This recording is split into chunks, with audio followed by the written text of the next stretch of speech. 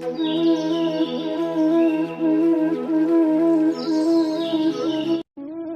नमो भगवते वासुदेवाय। नमस्कार दोस्तों, आपका स्वागत है हमारे चैनल ग्रंथ दर्शन पर। दोस्तों, इस एपिसोड में हम श्रीमद् भगवद गीता के पंचम अध्याय का अर्थ समझने का प्रयास करेंगे।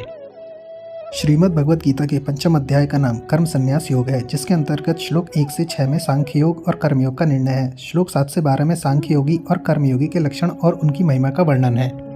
श्लोक 13 से 26 ज्ञान योग का विषय है तथा श्लोक 27 से 29 में भक्ति सहित ध्यान योग का वर्णन है। यदि आप श्रीमद् भगवद गीता के पहले चारों अध्यायों के विषय में पूर्ण जानकारी चाहते हैं तो कृपया हमारे चैनल पर चारों अध्याय अवश्य देखें, जिनका लिंक आपको वीडियो के डिस्क्रिप्शन में मिल जाएगा। यदि आपने अभी तक चैनल को सब्सक्राइब नहीं किया है तो कृपया चैनल को अवश्य सब्सक्राइब करें। अथ ध्यानम यम ब्रह्मा वरुणेन्द्र रुद्र मरुतः स्तून्वन्ति दिव्यस्तिवे वेदेः सांगपदक्रमोपनिषदेर गायन्ति यम सामगाः ध्यानवस्थित तद्गतेन मनसा पश्यन्ति यम योगिनो यस्यान्तं न विदुः सुरासुरगणा देवाय तस्मै नमः। ब्रह्मा, वरुण, इंद्र, रुद्र और मरुद्गण दिव्य स्त्रोतों द्वारा जिनकी स्तुति करते हैं, साम वेद के गाने वाले अंग, पद, क्रम और उपनिषदों के सहित वेदों द्वारा जिनका गान करते हैं, योगी जन ध्यान में स्थित तद्गत हुए मन से जिनका दर्शन करते हैं, देवता और असुरगण कोई भी जिनके अंत को नहीं जानते, उन परम पुरुष नारायण देव को मेरा नमस्कार है। अथ पंचमो अध्याय। श्लोक 1। अर्जुन उवाच संन्यासम कर्मणाम कृष्ण पुनर्योगम च शंससि यच्छ्रेय एतयोरेकम तन्मे ब्रूहि सुनिश्चितम।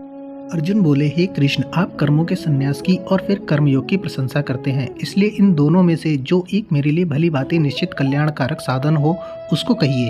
श्लोक 2। श्री भगवान उवाच संन्यासः कर्मयोगश्च निःश्रेयस्करावुभौ तयोस्तु कर्म संन्यासात् कर्मयोगो विशिष्यते। श्री भगवान बोले, कर्म संन्यास और कर्मयोग ये दोनों ही परम कल्याण के करने वाले हैं, परंतु उन दोनों में भी कर्म संन्यास से कर्मयोग साधन में सुगम होने से श्रेष्ठ है। श्लोक 3। ज्ञेयः स नित्य सन्यासी यो न द्वेष्टि न कांक्षति निर्द्वंदो ही महाबाहो सुखम बंधात प्रमुच्यते। हे अर्जुन, जो पुरुष न किसी से द्वेष करता है और न किसी की आकांक्षा करता है, वह कर्मयोगी सदा सन्यासी ही समझने योग्य है, क्योंकि राग द्वेष आदि द्वंद्वों से रहित पुरुष सुखपूर्वक संसार बंधन से मुक्त हो जाता है। श्लोक 4। सांख्ययोगो पृथक बालः प्रवदन्ति न पंडिताः एकं प्यायस्थितः समयगु भयोर्विन्दते फलम्।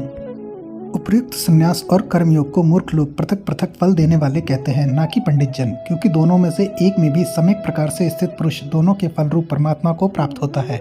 श्लोक 5। यत् सांख्ये प्राप्यते स्थानं तद्योगैरपि गम्यते एकम सांख्यम च योगम च यः पश्यति स पश्यति।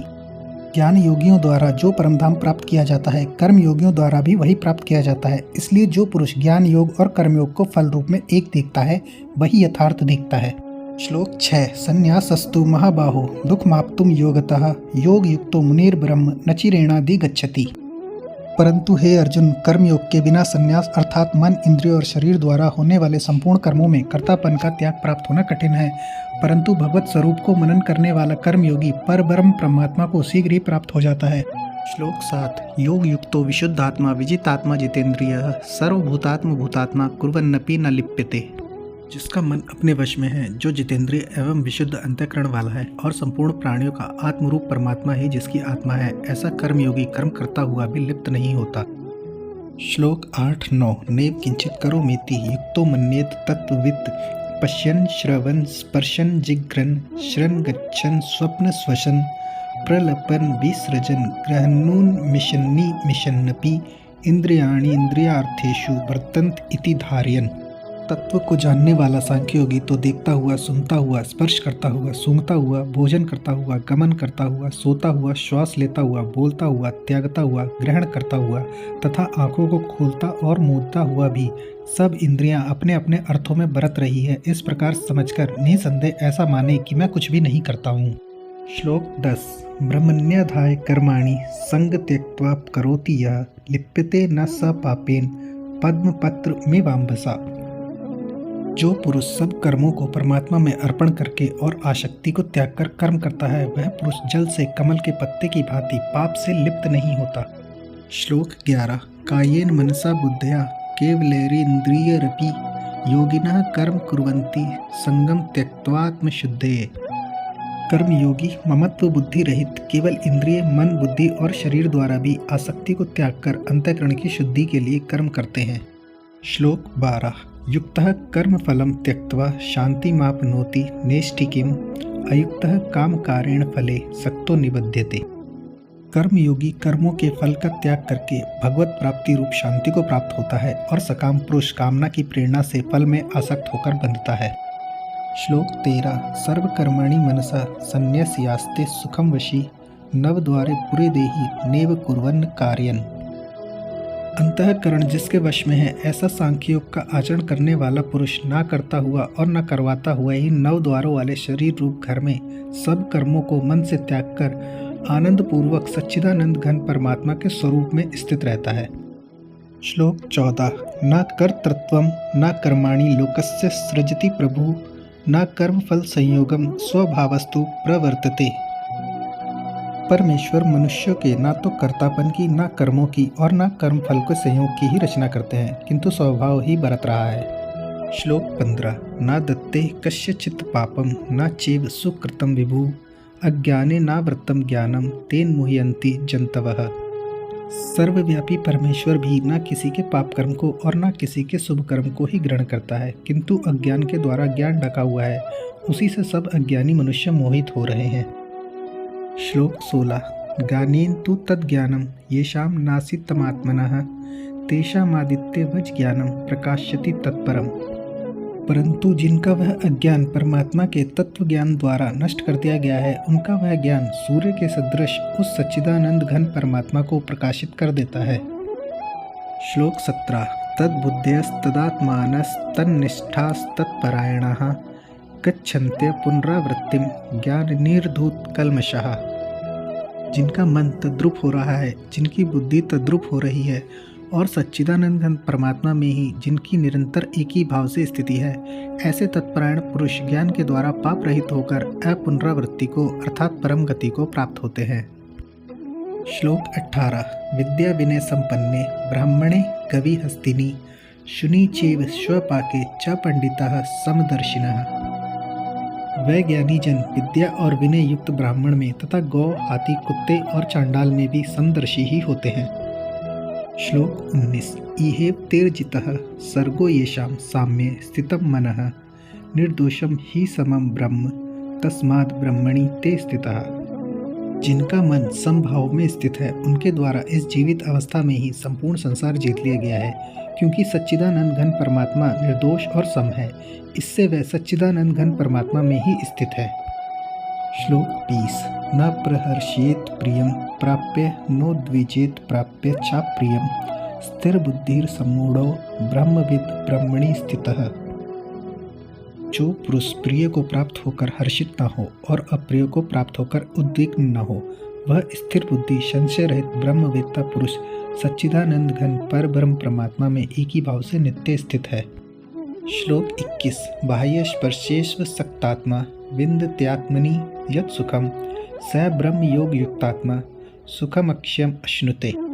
बाहर के विषयों में आसक्ति रहित अंतःकरण वाला साधक आत्मा में स्थित जो ध्यान जनित सात्विक आनंद है उसको प्राप्त होता है। तदनंतर वह सच्चिदानंद घन पर ब्रह्म परमात्मा के ध्यान रूप योग में अभिन्न भाव से स्थित पुरुष अक्षय आनंद का अनुभव करता है। श्लोक 22 ये ही संस्पर्शजा भोगा दुख योने एव ते आद्यंतवन्तः कौन्तेय न तेषु रमते बुधः। जो इंद्रिय विषयों के संपर्क से उत्पन्न होने वाले भोग हैं, वह वास्तव में दुखों के स्रोत हैं। हे कुंती पुत्र, इन भोगों का आदि और अंत होता है, इसलिए बुद्धिमान पुरुष इनमें रमण नहीं करता। श्लोक 23 शक्नोति हेव यह सोढ़ुं प्राक् शरीर विमोक्षणात् काम क्रोधोद्भवं वेगम स युक्तः स सुखी नरः। जो साधक इस मनुष्य शरीर में शरीर का नाश होने से पहले पहले ही काम क्रोध से उत्पन्न होने वाले वेग को सहन करने में समर्थ हो जाता है, वही पुरुष योगी है और वही सुखी है। श्लोक 24 यो अंतः सुखो अंतरा रामस्तथा अंतर ज्योतिरेव यः स योगी ब्रह्म निर्वाणम ब्रह्मभूतो अधिगच्छति। जो पुरुष अंतरात्मा में ही सुख वाला है, आत्मा में ही रमण करने वाला है तथा जो आत्मा में ही ज्ञान वाला है, वह सच्चिदानंद घन पर ब्रह्म परमात्मा के साथ एक ही भाव को प्राप्त सांख्य योगी शांत ब्रह्म को प्राप्त होता है।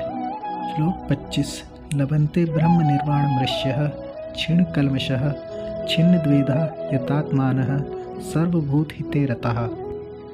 जिनके सब पाप नष्ट हो गए हैं, जिनके सब संशय ज्ञान के द्वारा निवृत्त हो गए हैं, जो संपूर्ण प्राणियों के हित में रत हैं और जिनका जीता हुआ मन निश्चल भाव से परमात्मा में स्थित है, वह ब्रह्मवेता पुरुष शांत ब्रह्म को प्राप्त होते हैं। श्लोक 26। काम क्रोध वियुक्तानां यतीनां यत चेतसाम् अभितो ब्रह्म निर्वाणम वर्तते विदितात्मनाम। काम क्रोध से रहित जीते हुए चित्त वाले पर ब्रह्म परमात्मा का साक्षात्कार किए हुए ज्ञानी पुरुषों के लिए सब ओर से शांत पर ब्रह्म परमात्मा ही परिपूर्ण है। श्लोक 27-28। स्पर्शान कृत्वा बहिर्बाह्यामश्चक्षुश्चैवान्तरे भ्रुवोः प्राणपानो समो कृत्वा नासाभ्यन्तरचारिणो यतेन्द्रिय मनोबुद्धिर्मुनिर्मोक्ष्य परायणः विगतेच्छा भय क्रोधो यह सदा मुक्त एव सः।